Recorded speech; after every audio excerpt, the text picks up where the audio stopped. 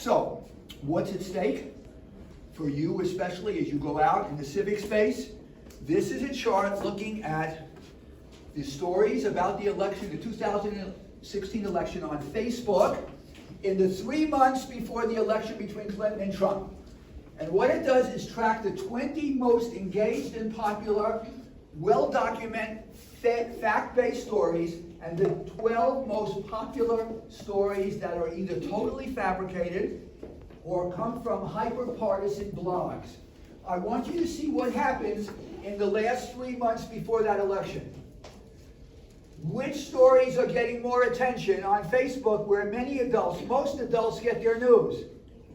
More people, think about this, more people are engaging with, sharing, reading stories that are not reliable.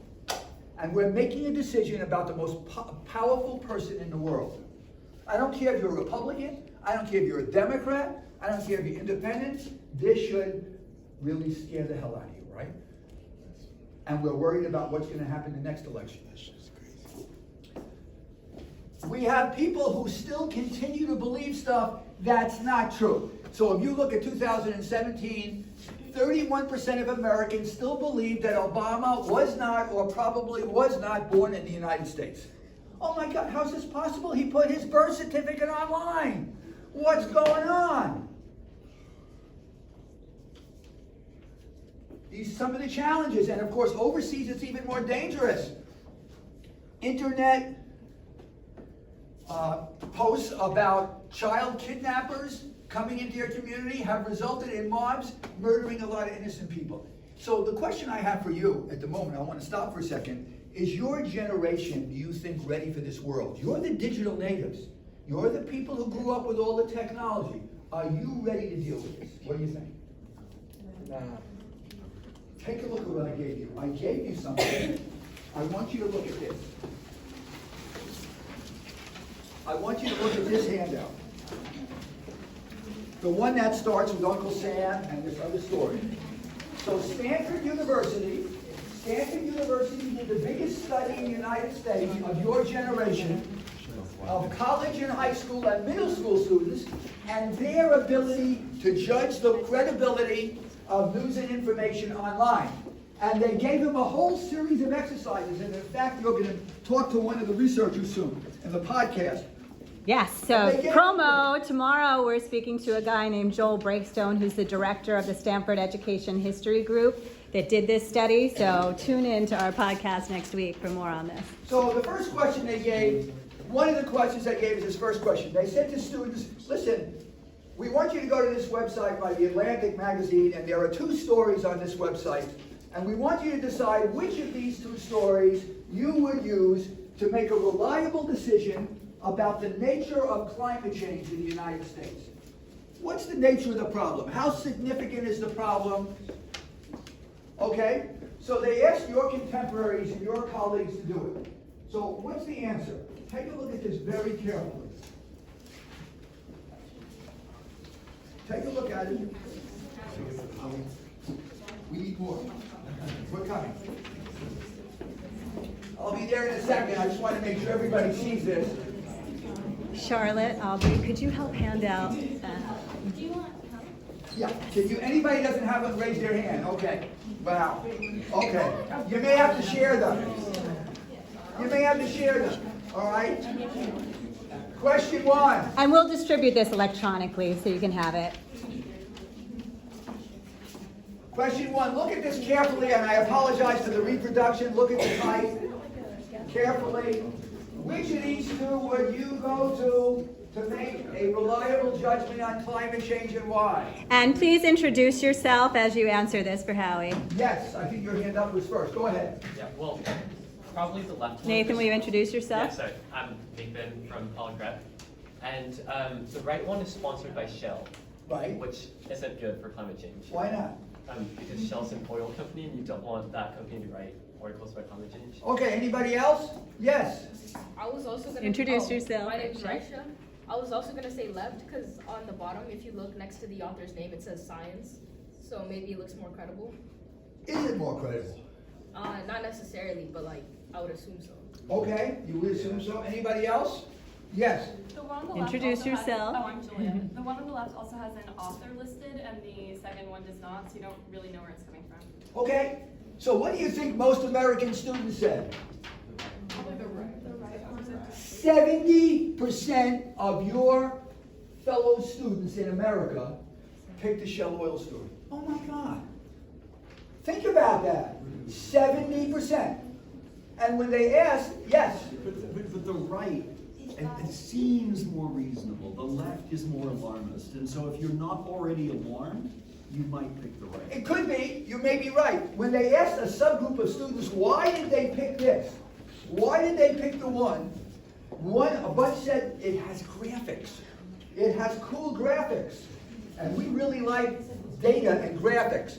And many of them had never heard of the phrase sponsored content. What is sponsored content? What is it? Like paid for and influenced by that given company. Right, and by the way, most news organizations, and I'm sympathetic because news business is going through a crisis in its business model, more and more news organizations use sponsored content. And people assume, lots of people, they don't know it, they think this is the same as a story. And it doesn't have what? What important ingredient? It's not unbiased. Or independent, right? It's not independent information, so you're looking for verifiable information that's accountable, and it's not here. Wait, so if you're categorizing it, could you consider it journalism even if it is sponsored or no? No. No, you can't consider it. To be journalism, you have to have three things separate journalism from everything else. You have to find stuff that has a process of verification. There's an attempt to verify it. It needs to be independent of political or commercial interest, and there has to be accountability. You need to know who's giving it to you and their credentials. If you don't find all three, you are not in a journalism neighborhood. And if we had a lot more time, I would show you a kind of rubric we use with our students where they begin to test it. And when the lines blur like this, for some people it gets harder and harder. Take a look at the second question. They gave high school students a picture of this, of these daisies that are wilting, the daisies that are wilting. The headline says Fukushima nuclear flowers. I apologize, there's a long URL attached to this. There is a caption that says, not much more to say. This is what happens when flowers get nuclear birth defects. You look at this photo, tell me what you conclude. Tell me what you conclude, yes. Elliot, introduce yourself. Oh, hi, I'm Elliot. Not just the photo, but the website itself. Like when you look who it's by, it's sort of like a random, like we can use Google, David Kelly. So what do you conclude? That it's not a real author? Maybe, yes, that's possible, absolutely, that's a good clue. I noticed my name's Raisha. I noticed a little like Anger link, like under the R, like in the title. Right. So like it doesn't seem very credible to me because anybody could like upload anything to that site. Okay, The website is Imgur Upload Images. right. That Well, doesn't, you know. there's a site where you can upload images. So what conclusion do you draw from this? Can you say that this is Photoshop? Yeah. No, you can't say it's Photoshop. Conclusively say either. You can't conclusively say either. So that when they asked American students, right, 40% said, oh my God, look at these wilted daisies. This must be the result of the radiation. Another 20 or 30% say, gee, this is some evidence, I want more evidence. I'd like to see the trees, or I'd like to see other stuff.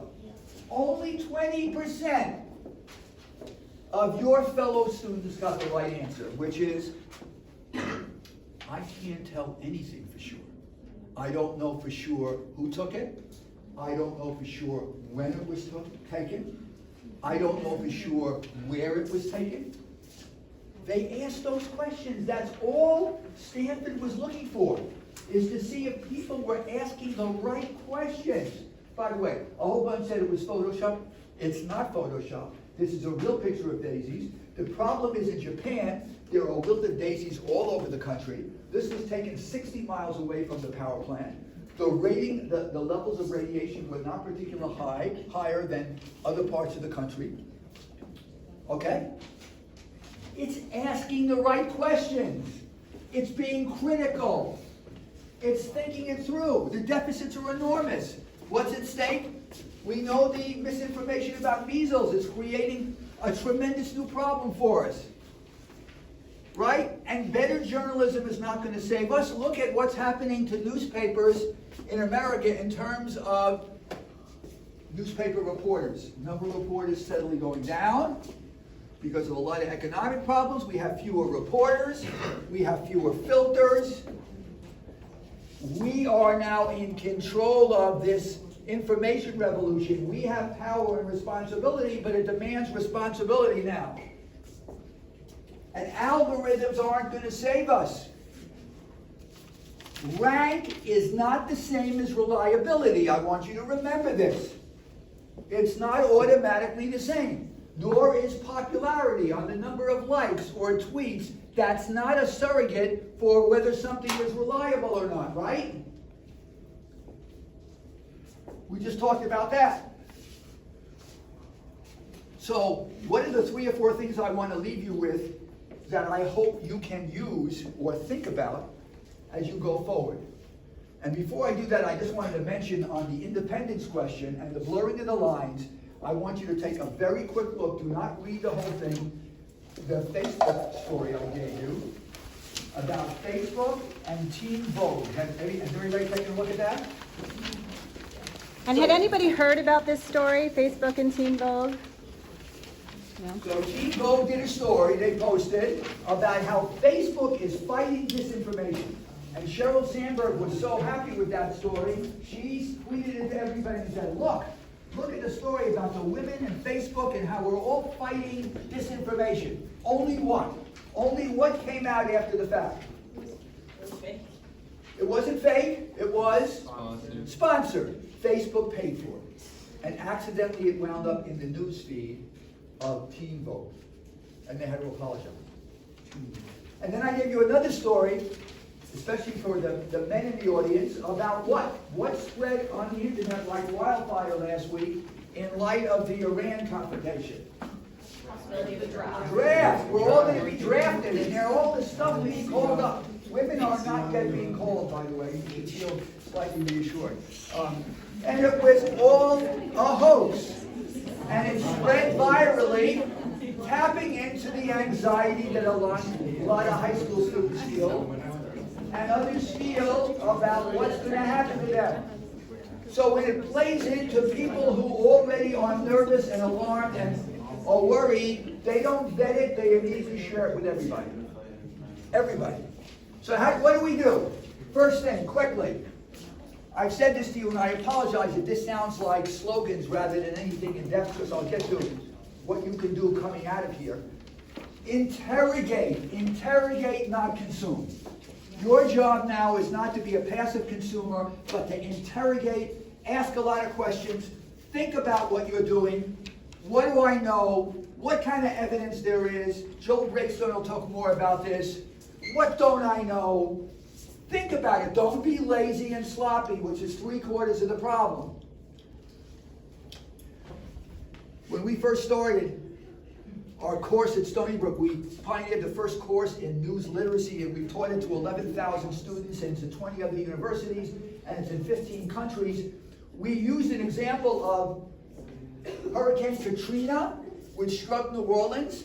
Remember back in 2006, and there were reports that there was such civil unrest that bodies were being piled up in the freezer at the convention center, people who were being murdered in the lawless kind of activity. And this is from the best newspaper in New Orleans, the Picayune. Only what about this report? Were there any bodies of murdered people in those freezers? No.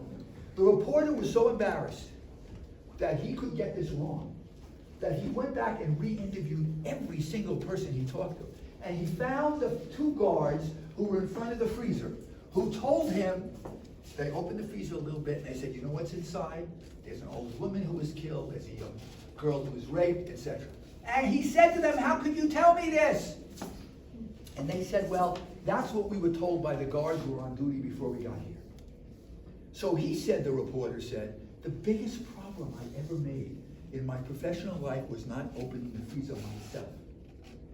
In weeks following that story, students would get up in class talking about stories that had nothing to do with New Orleans, and they'd say, I didn't see the reporter open the freezer all the way. or I only saw the reporter open the freezer halfway. It became a metaphor for interrogation. Our final exam, we put everybody in a big lecture hall, we lock them, we don't lock them in, we put them in. They do all kinds, they look at videos and stories and social media posts, and they have to analyze them. When they leave, we give them a button that says, News Literacy, open the freezer, and there are freezers outside. And they have to open them up, and what's inside? Bodies? Ice cream, so okay, just so you know.